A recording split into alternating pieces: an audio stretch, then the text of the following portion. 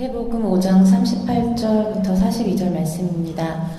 눈은 눈으로 이는 이로 갚아라 하고 말한 것을 그대들은 들었습니다.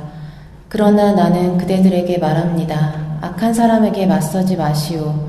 누가 그대 오른쪽 뺨을 치거든 왼쪽 뺨마저 돌려대시오. 그대를 걸어 고소하여 내 속옷을 가지려는 사람에게는 겉옷까지도 내주시오. 누가 그대더러 억지로 오리를 가라고 하거든 심리를 같이 가주시오. 그대에게 달라는 사람에게는 주고 그대에게 꾸려고 하는 사람을 물리치지 마시오. 자, 오늘 나는 이런 예수가 싫다 6번째 마지막입니다. 지난번에도 말씀드렸듯이 나는 이런 예수가 싫다 그러면 무궁무진할 줄 알았어요. 예수님이 싫은 면이 굉장히 많을 줄 알았습니다. 그래서 오랫동안 이 설교를 계속해야지. 시리즈 주제 당분간은 정하느라고 머리 싸매지 않아도 되겠다 이렇게 생각했었습니다. 근데 해보니까 제가 예수님을 너무 좋아하는 것 같긴 해요. 이게 몇 개 안 나오는 거예요. 6개 찾아내느라고 아주 죽을 고생을 했습니다. 근데 한국 가기 전에 다른 시리즈 시작할 수도 없고 그러니까 막 짜내서 6개를 만들었는데 사실은 오늘 읽은 이 본문은 처음부터 마지막에 하려고 작정을 하고 있었습니다. 그 중간에 짜내는 게 힘들었지 오늘 거는 짜내느라고 힘들지 않았어요. 이건 그냥 자동으로 나왔습니다. 오른뺨을 치거든 왼뺨마저 돌려대고 내 속옷을 가지려는 사람에게는 겉옷까지도 내주고 억지로 오리를 가자고 하거든 심리를 같이 가져오라. 이게 오늘 얘기입니다. 여러분 중에 이 말씀을 정말 진지하게 나도 이렇게 살아야지 이렇게 생각하고 읽어보신 분이 있습니까? 솔직하게 한번 물어봅시다. 정말 진지하게 누가 내 뺨을 딱 때리면 여기도 쳐 옷 줘 그러면은 막 다 벗어주고 요만큼 가자 그랬는데 그걸로 되겠냐? 내가 더 가주마. 그리고 막 가지고 그렇게 진지하게 생각해 본 적이 있느냐? 솔직히 말해서 저는 없습니다. 저는 나한테 이렇게 원하는 놈이 없을 거야 라고 생각하고 살았지 정말 내 뺨을 때릴 사람이 있으리라고 저는 생각해 본 적이 없습니다. 제가 뺨을 고등학교 이후 때는 한 번도 안 맞아봤습니다. 그것도 고등학교 때 그냥 원래 제가 다니던 시대에는 치고받고 얻어맞는 게 일이니까 그렇게 했던 거지 제가 특별히 잘못했거나 불량했거나 그래서 얻어맞아 본 적은 없고요. 다 맞을 때 맞아본 적은 있습니다. 저는 우리 어머니 아버지가 단 한 번도 저를 때려본 적이 없고 저한테 이놈이라고도 해본 적이 없습니다. 욕은 한마디도 해보지도 않으셨고 일부러 그렇게 안 하셨다 그러더라고요. 오늘 안 오셨어요. 그러니까 제가 얘기하는 거예요. 오늘 못 오셨어요. 드라이버가 없어가지고 못 오셨습니다. 한 번도 그런 얘기를 들어본 적이 없기 때문에 저는 굉장히 낯섭니다. 제가 이제 욕을 못 참는 이유가 그거예요. 많이 들어봤으면은 그러려니 할 텐데 제가 들어보지 못했기 때문에 저는 이렇게 인터넷에 누가 댓글 단 것도 막 얼굴이 시뻘개집니다.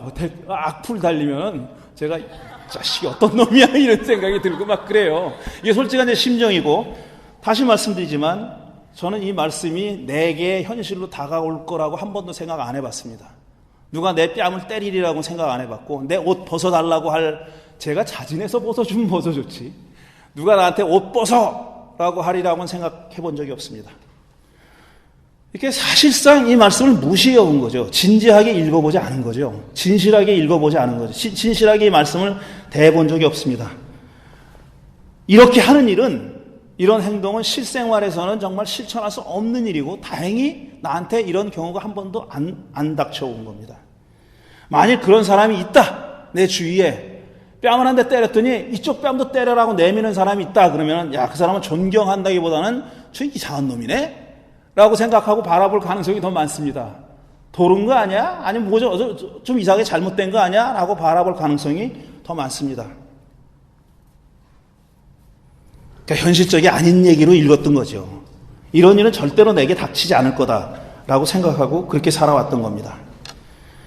또 이 말씀을 많은 사람들이 악에 대해서 침묵하고 겁쟁이로 살아라 이런 뜻으로 이해하는 사람들이 있습니다. 여기 악을 맞서지 말라 그랬잖아요. 악한 사람에게 맞서지 말라 그랬어요. 39절에 그렇게 되어 있습니다. 악한 사람에게 맞서지 말아라 그러니까 악한 놈이 있어도 그냥 참아라. 비굴하게 살아라. 그때만 넘어가면 된다. 정말 그런가 말이에요. 압제자로 하여금 저항받지 않고 계속해서 악을 저지르게 해라 라고 예수님이 말하셨다. 이건 상상할 수 없는 얘기예요.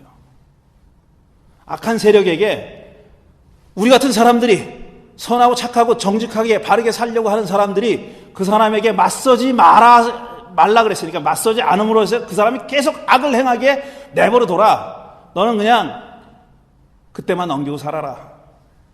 이런 뜻이라고는 상상할 수 없습니다. 저는 방금 말씀드렸듯이 저는 유신시대에 자랐습니다. 학교 가서 매 맞는 게 이였습니다. 그때는 그렇게 그냥 때렸어요. 여러분 다녔던 학교에 미친 개라는 별명 안 가지고 있는 그런 별명 한 사람도 선생님이 그런 미친 개라는 별명을 가진 선생님이 없었던 학교 다녀보신 적이 있습니까? 어디 가나 미친 개가 한 사람이 있습니다. 그 미친 개는 주로 막 때리는 사람입니다. 이유 불문가지 그냥 묻지 따지지도 않고 패는 사람이 미친 개죠. 그렇게 살았어요. 이 학교도 그렇게 다르지 않았을 겁니다. 저는 그런 시대에 살았고 그런 시대 학교를 다녔고 철 들었을 때 광주항쟁이 일어났습니다. 전두환, 노태우, 김영삼 시절을 살았고요. 그러니까 폭력이 일상사인 그런 시대를 살았습니다. 지금 돌이켜보면은 내 청춘 돌려다오 너무너무 억울합니다. 그런 시대에 살았던 게 너무 억울해요. 그때 우리가 가장 많이 읽었고 좋아했던 성경 말씀은 출애굽기 얘기였었어요. 하나님이 노예였던 이스라엘 사람들을 해방시켜준 얘기. 이런 얘기 많이 읽고 많이 감사하고 우리도 이렇게 살아야지 이러면서 다짐하고 주먹 불 끈지고 그렇게 살았습니다. 그때 가장 싫어했던 성경 구절은 로마서 13장 1절. 사람은 누구나 위에 있는 권세에 복종해야 합니다. 모든 권세는 하나님으로부터 온 것이며 이미 있는 권세들도 하나님께서 세워주신 것입니다. 이거 제가 칼로 오려내고 싶었어요.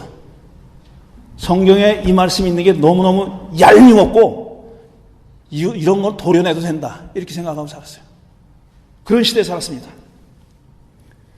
호가 분명했어요. 이건 좋은 말씀이고 이건 나쁜 말씀이에요. 너무너무 분명했습니다. 그런데 오늘 읽은 이 마태복음은 참 호를 가리기가 참 어려운 말씀이고 이건 도대체 뭐야? 나를 곤혹스럽게 만드는 말씀이었어요. 솔직히 싫었습니다. 왜 이런 말씀이 여기 있어야 되느냐? 왜 예수님이 이렇게 말씀했을까? 왜 오른뺨을 때리면 왼뺨을 내밀라 그랬을까? 왜 속옷 달라 그러면 겉옷까지 벗어주라 그랬을까?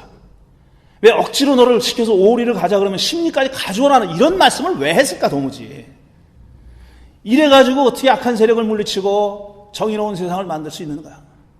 우리가 살만한 세상을, 사람다운 세상을 어떻게 만들어 이래가지고. 뺨이나 맨날 맞고 돌아다녀가지고 옷이나 다 벗어줘가지고는 어떻게 이런 사람다운 세상을 만들 수, 사람 사는 세상을 만들 수 있을까? 이런 패배주의적인 그런 태도를 가지고 어떻게 살 수 있을까? 그렇게 생각하고 살았습니다. 그렇지만 아주 미약하지만 정말 미약하지만 위로가 되는 그런 말씀도 예수님이 했었어요. 예수님이 그런 행동을 하셨더라고요. 요한복음 18장 19절 이하에 보면 이런 얘기가 있어요. 예수님이 지금 빌라도의 법정에 잡혀갔어요. 대제사장인가? 대제사장에 이제 법정에 잡혀갔어요. 그러니까 말하자면 의회에 잡혀간 겁니다. 유대인의 의회에 잡혀갔어요. 그러니까 대제사장이 이 사람을 예수님이라는 분을 신문하는 겁니다. 막 신문했어요. 그랬더니 너 도대체 무슨 일을 했냐? 너 뭘 가르쳤냐? 이렇게 물으니까 예수님이 이렇게 대답합니다. 나는 드러내놓고 세상에 말하였어. 나는 언제나 모든 유대 사람이 모이는 회당이나 성전에서 가르쳤으며 아무것도 숨어서 말한 것이 없어. 그런데 어찌하여 나에게 묻소? 내가 무슨 말을 하였는지는 들은 사람들에게 물어보시오. 내가 말하는 것을 그들이 알고 있어. 이건 대드는 거죠. 신문하는 사람한테 대드는 거예요. 너 뭘 가르쳤어? 그러니까 왜 나한테 물어 임마? 그 들은 사람 수다하거든?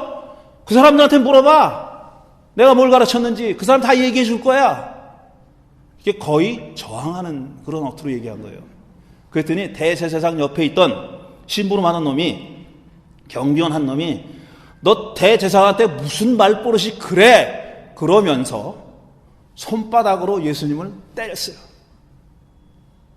제가 이 원어를 찾아봤습니다. 손바닥이란 말에 꽂혀가지고 원어를 찾아봤어요. 그랬더니 그 히라버가 때린 거는 맞아요. 때린 거는 맞는데 손바닥으로 때렸다는 말은 없어요. 왜 이 손바닥이 나왔을까 보니까 옛날에 킹 제임스 버전인가 해서 이 손바닥이라는 말을 썼더라고요.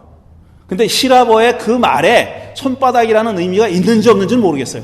제가 거기까지는 모르겠는데 어쨌든 킹 제임스가 그렇게 썼고 우리말 성경은 그걸 번역한 거예요. 그래서 손바닥으로 때렸다. 이게 중요합니다. 손바닥으로 때렸다 이렇게 돼 있어요. 그랬더니 예수님이 너 때렸어? 이쪽도 때려. 그리고 뺨을 내밀지 않았습니다. 뭐라 그러셨냐면은 내가 한 말이 잘못 있으면 잘못됐다는 증거를 대. 이렇게 얘기했어요. 그러나 내 한 말이 옳다면 왜 날 때려? 이렇게 대들었어요. 요한복음 18장 19절에서 24절. 제가 거짓말하는 거 아니에요. 예수님이 여기도 때려라 이렇게 내밀지 않고 대들었어요. 너 왜 때려? 대드는 거예요. 약간의 위로를 받습니다. 제가 이 말씀에 예수님이 실제로는 말은 그렇게 하셨지만 실제로는 뺨을 또 내밀지는 않으셨구나. 약간의 위로를 받았어요. 예수님이 매우 저항적이었어요. 근데 왜 이렇게 얘기하셨을까? 계속 그렇게 쭉 나가시지 왜 오른뺨을 때리면 왼뺨을 내밀라고 왜 그렇게 말씀하셨을까? 그게 궁금한 겁니다. 궁금하면 또 못 참잖아요. 이걸 해결을 해야지. 이 궁금증을 해결해야 되죠. 이게 무슨 말인지를 알아볼 필요가 있는 겁니다. 첫째, 일단 사정을 알면은 우리 생각이 조금 바뀝니다. 사정을 좀 알면은 이 배경과 연관시켜가지고 이 말씀이 가지고 있음직한 뜻을 생각해 보면은 우리가 이렇게 그냥 표면적으로 읽었던 것처럼 그렇게 느껴지진 않습니다. 일단 이 말씀을 듣는 사람이 누구냐 하는 걸 분명히 해야 돼요. 이 말씀을 듣는 사람은 누가 그대 오른뺨을 치거든 왼편마다 돌려대시오 그랬잖아요. 그러니까 이 말을 듣는 사람은 때리는 쪽이 아니라 얻어맞는 쪽입니다. 때리는 사람이라면 너 오른뺨을 때리고 싶으면 왼뺨까지 들이대라고 얘기해 이렇게 얘기했어야죠. 예수님이 지금 청중은 누구냐면 이 말씀을 듣는 청중은 얻어맞는 사람이에요. 누가 당신의 오른뺨을 때리려고 하거든 왼뺨까지 내밀라 그랬으니까. 이건 때리는 사람이 아니라 맞는 사람이 지금 예수님의 말씀을 듣고 있는 겁니다. 그렇죠? 마찬가지예요. 또 그대를 걸어 고소해서 내 속옷을 가지려는 사람에겐 거저까지 내주시오. 이건 옷을 내줘야 되는 사람 입장이지요. 옷을 뺏어가는 사람이 아니라 옷을 내줘야 하는 사람이 예수님 말씀 듣고 있는 거예요. 오리를 가자면 십리까지 가져라. 오리를 가! 그리고 멱살을 잡고 끌어내는 사람이 아니라 멱살을 잡혀가지고 끌려가는 사람이 지금 듣고 있는 겁니다. 다시 말씀드려서 사회적인 약자, 억압당하는 사람, 폭력의 희생자, 이 사람들이 예수님 말씀 듣고 있는 겁니다. 너무나 당연한 말씀이에요. 그리고 안 그런 사람들이 있고 그 반대편에 있는 사람들이 뭐 예수님한테 와가지고 그 말 듣겠어요. 예수님을 죽이고 싶은데, 저 사람이 입을 닫고 싶은데, 그렇게 하고 싶어 죽겠는데 예수님한테 와가지고 이 말씀을 듣고 있었다면은 꼬투리를 잡으려고 그랬던 거지. 진지하게 그 말씀을 들으려는 건 아니었죠. 지금 예수님의 이 말씀을 듣고 있는 사람들은 폭력의 희생자들입니다. 눌린 사람들이고 억울한 사람들이에요. 예수님 처음 시작할 때 눈에는 이, 이에는 이로 그렇게 보복하라는 말은 들었다. 하지만 그렇게 하지 말라 그랬잖아요.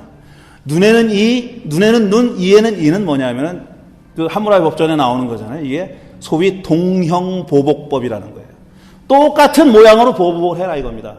이가 하나 나갔으면 너도 패가지고 이를 2개 빼면 안 되고 1개만 빼야 된다는 거예요. 그게 눈에는 눈 한 대 때려가지고 눈이 멍들었다 그러면 양쪽 다 때려가지고 양쪽 다 멍들게 하지 말고 한쪽만 멍들게 해야 된다는 겁니다. 이건 뭐냐면 과도한 보복을 막기 위한 법이에요. 그 당시에는 이게 굉장히 폭력적인 법이 아니에요. 과도한 폭력을 막으려고 했던 법입니다.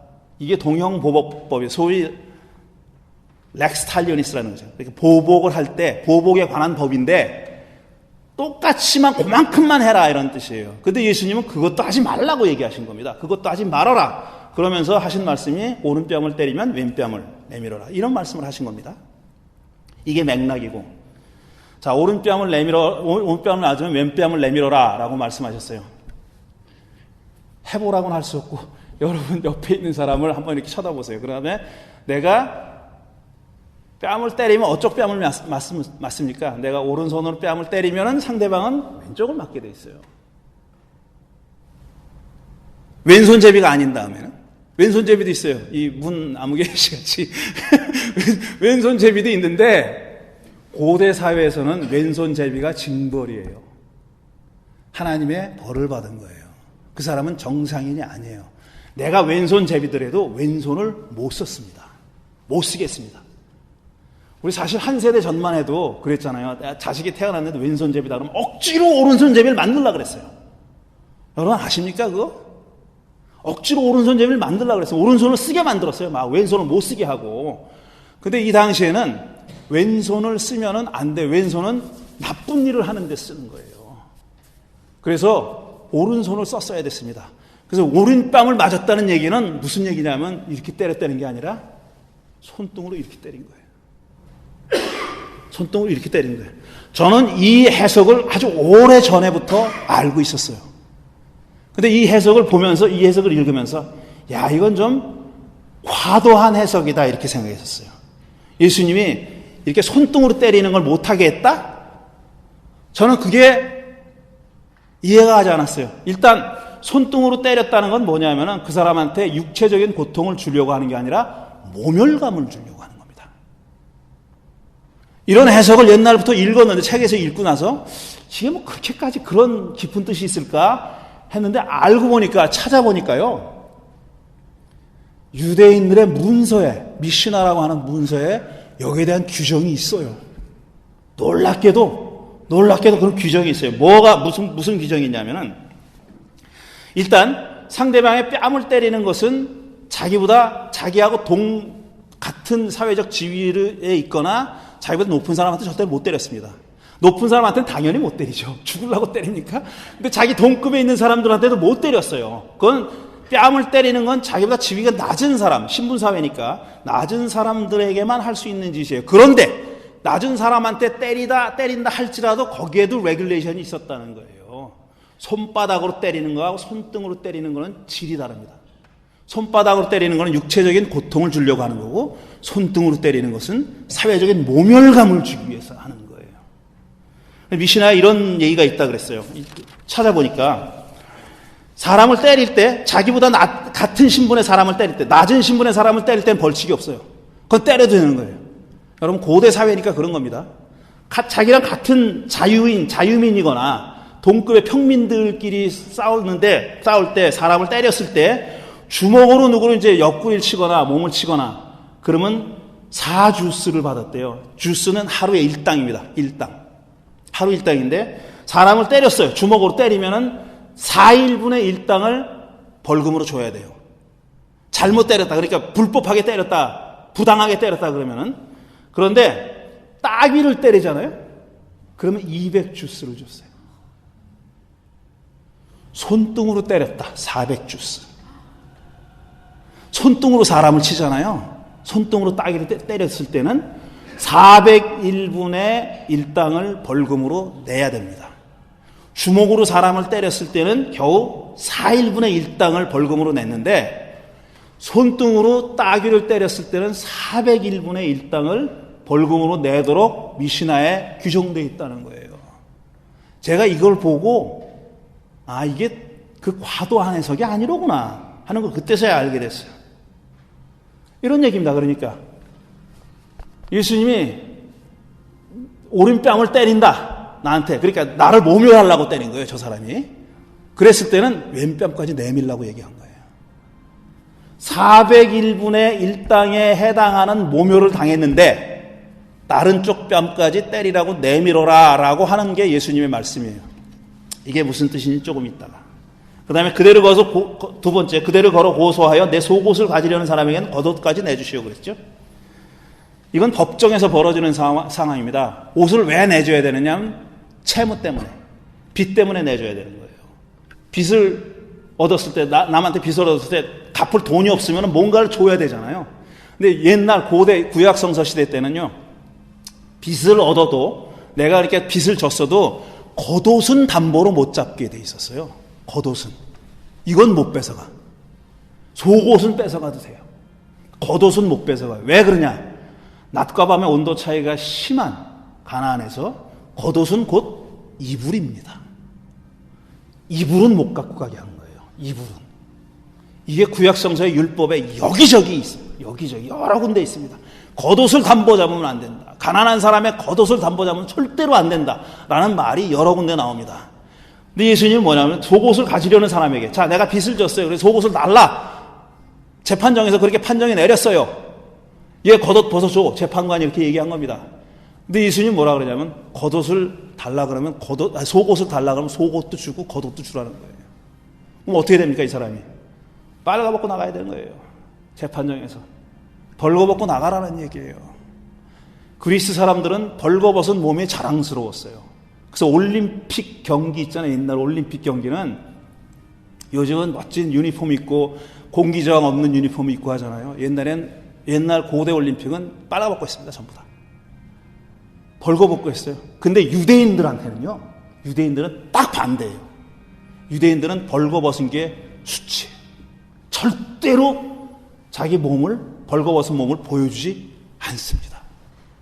그런데 예수님이 속옷을 벗어줘야 될 처지면은 겉옷까지 벗어주고 넌 벌거벗고 나가라. 이렇게 말씀하신 거예요. 그 다음에 억지로 오리를 가자고 하면은 십리를 가주시오. 이건 뭐냐면 강제 노역에 관한 겁니다. 로마의 지배에 들어서면서 이스라엘 사람들이 강제로 노역을 당했어요. 계속. 이 사람들은요, 로마 군인이 이렇게 지나가다가 지가 짐지고 가다가 유대인 사람만은 일로와. 그래가지고 너 내 짐을, 그 사람이 뭘 하건 상관없이, 농사를 짓는 사람이건 짐승을 데려가던 사람이건 뭐라든 사람 상관없이 로마 군인이 와가지고 너 이거 지고 어디까지 갖고 가 라고 하면 갖고 가야 됐어요. 그게 법입니다. 근데 너무 그게 심하잖아요. 그래가지고 법을 정해놓은 거예요. 오리 이상으로는 못 데려간다. 로마 사람들이 만들어놓은 법입니다. 오리 이상으로는 못 데려가는 거예요. 근데 예수님 뭐라 그러냐? 오리를 가자 그래? 그러면 오리까지 가가지고 내 더 갈게요. 그리고 더 주고 가라는 거예요. 곱빼기로 가라는 거야. 오리 더 가주라고. 그런 얘기입니다. 일정한 제한이 있었지만 그 제한이 지켜지지 않은 거죠. 왜 이렇게 말했을까? 시간이 많이 됐는데 큰일 났네. 이제부터 본론인데 왜 이렇게 됐을까? 예수님이 왜 이렇게 말씀하셨을까? 이게 알고 싶은 거죠. 배경 설명은 아직까지 한 거고요. 이제부터 그게 알고 싶은 거예요. 일단 예수님은 세상에 악이 존재하고 악한 사람이 있다는 사실을 부정하지 않습니다. 그건 내가 세상을 어떻게 보기에 따라 다 다른 거야 라고 생각하지 않았어요. 네가 마음을 곱게 쓰면 세상이 아름답게 보일 거야. 천만에 예수님은 그렇게 생각하신 적이 없어요. 세상엔 악이 있습니다. 악한 사람이 있고 그 사람이 나를 모멸하려고 뺨도 때리고 그 사람이 빚을 졌다는 핑계로 내 겉옷까지 뺏어가려고 그러고 그 사람이 힘이 있다는 핑계로 그 이유로 나를 심리까지 끌고 갈 수 있는 그런 권력을 가지고 있는 사람이 있다. 그런 악한 권력을 가지고 행사하는 사람들이 있다는 것을 예수님이 분명히 아신 거예요. 그거는 세상 네 보기 나름이야. 다 아름답게 봐. 그럼 세상이 다 아름답게 보일 거야. 예수님은 절대로 그런 분이 아니라는 겁니다. 속옷을 달라는 사람이 있고 심리를 끌고 가는 사람이 있어요. 레귤레이션이 뭐라고 하든지 간에 상관없이 안 보는데 뭐 어때? 그리고 심리를 끌고 가는 놈이 있었던 겁니다. 나를 모멸을 주려고 손등으로 다 내 오른뺨을 마구 두들겨 패는 사람들이 있다는 걸 예수님이 인식을 하고 있어요. 그건 내 보기에 따라 세상이 달라지는 건 아니다라고 예수님이 알고 계신 겁니다. 이런 상황에서 예수님이 이렇게 말씀하셨다면 두 가지 옵션밖에 없어요. 이걸 어떻게 이해할 건가? 첫째로, 더 큰 고통을 피하기 위해서는 참어라. 네가 대들잖아? 그럼 맞아 죽어 너. 그냥 한 대 맞고 말어. 오른뺨을 때리지? 그럼 왼뺨을 때려. 그럼 왼뺨 한 대 더 치겠지? 그러지만 넌 죽지는 않을 거야. 속옷 달라잖아? 그럼 겉옷 다 내줘. 그럼 너 뻘거벗고 나가. 그게 죽는 것보단 낫잖아. 오리를 가자 그랬는데 십리를 가줘. 너 두들겨 패면 어떡할 거야? 그런 뜻이라는 거예요. 그렇게 해석하는 사람들이 있습니다. 더 큰 고통을 피하기 위해서. 왜 그랬냐면요, 그 당시에 소위 열심당원이라고 하는 젤로 땅이 무장투쟁하던 사람들, 이스라엘 사람들이 로마의 압제에서 벗어나려고 무장투쟁했던 사람들이 그렇게 했습니다. 나를 오른뺨을 때리잖아? 그럼 칼로 찔렀어요. 속옷 달라 그러잖아? 그럼 그 사람의 속옷을 뺐었어요. 힘으로, 폭력으로. 그렇게 했던 사람들이 있습니다. 그런 사회적인 배경 속에서 예수님이 이런 말씀하신 거예요. 그렇게 하지 말라는 겁니다, 예수님은. 그러면 어떻게 하자는 얘기야? 그냥 겁쟁이처럼 쭈그리고 있어? 오른뺨 때리면 왼뺨 내밀고 한 대 더 맞고 말어? 그런 얘기 아니에요. 저는 로마서를 쓴 바울이 예수님의 이 말씀을 너무너무 정확하게 잘 이해하셨다고 생각해요. 로마서 12장에서 바울이 이렇게 얘기합니다. 여러분을 박해하는 사람들을 축복하십시오. 축복을 하고 저주를 하지 마십시오. 그랬어요. 15절에서는 기뻐하는 사람들과 함께 기뻐하고 우는 사람들과 함께 우십시오. 그랬어요. 16절에서는 서로 한 마음이 되고 교만한 마음을 품지 말고 비천한 사람들과 함께 사귀고 스스로 지혜 있는 체 하지 마십시오. 그랬어요. 이거 우리 지금 지난주에 우리한테 너무너무 잘 맞는 말씀이에요. 너무너무 잘 맞는 말씀. 아무에게도 악으로 갚지 말고 모든 사람이 선하다고 생각하는 일을 하려고 애쓰십시오. 로마서 12장에서 14절 이하에서 바울이 이렇게 얘기합니다. 여러분을 박해하는 사람들을 축복하십시오. 저주하지 마십시오. 기뻐하는 사람들과 함께 기뻐하고 슬퍼하는 사람들과 함께 우십시오. 아무에게도 악으로 갚지 말고 모든 사람이 선하다고 생각하는 일을 하려고 애쓰십시오. 이랬어요. 이걸 사람들이 뭐라고 부르냐면 비폭력 저항이라고 부릅니다. Non-violent resistance. 비폭력 저항이라고 부르는 거야. 딱 떠오르는 인물들이 있죠. 간디 있고 마틴 루터 킹 주니어 목사가 있고 다 이런 분이 있죠. 한 말씀하고 끝나겠어요. 이 비폭력 저항이라는 거는요, 내가 비폭력 저항을 하면은 저 압제자가 마음을 바꿀 거야. 내가 이렇게 비폭력적으로 오른뺨 맞았는데 왼뺨을 내밀면은 저놈이 아이고 내가 잘못했구나. 저렇게 선한 사람을 내가 때렸구나 하고 마음이 변할 거야 라고 착각하고 하는 게 아닙니다. 여러분 착각하지 마세요. 내가 비폭력 저항을 하면 나는 계속 맞아요. 피하지 못해요. 나는 맞는 거예요. 비폭력 저항을 하면 어떤 힘이 생기느냐 하면은 사람을 얻을 수 있는 거예요. 사람을. 이게 관건입니다. 나 혼자 비폭력 저항은 할 수도 없고 해도 소용이 없어요. 근데 비폭력적인 노란 손팻말 하나 들고 서초동 땅바닥에 모인 사람이 100만 명이 된다. 그럼 바꿀 수 있는 거예요. 그거예요. 비폭력 저항의 관건은 뭐냐 하면은 사람을 얻는 거예요. 그래서 우는 사람하고 같이 울라 그런 겁니다. 그래서 웃는 사람하고 같이 웃으라 그러는 거예요. 왜? 그 사람들이 다 하나가 돼야 될 필요가 있는 겁니다. 다 하나가 되지 않으면은 비폭력 저항이라는 거는 개죽음이에요. 개죽음. 그러나 사람의 힘을 모을 수 있을 때, 내 주위에 몇 사람이 아니라 우리가 다 함께 그렇게 좀 야하지만 뻘거벗고 거리에 눕잖아요. 아무도 손 못 댑니다. 이거예요. 나는 예수님이 그걸 얘기하셨다고 생각해. 들이대. 너 덤빌 생각하지 말고 대신 너 들이대는 거 보면은 압제하는 사람이 아니라, 그 사람이 마음 바꾸는 게 아니라 중립지대에 서 있던 사람들이 당신을 보고, 야, 저렇게까지 하는데 나도 한 대 맞아. 저 사람이 10대 맞을 거, 10사람이 나눠 맞자. 이러면 이기는 겁니다. 예수님이 저는 이거를 말씀하셨다고 생각해요. 그 내가 이 양반을 미워하려고 애를 쓰고 난리 쳐도 그게 안 되는 거예요. 야, 이런 진리를, 이런 우리가 2019년 9월 마지막 주에 뼈저리게 경험했던 걸 이 양반은 2000년 전에 이렇게 얘기해 주시는구나. 땡큐 예수님.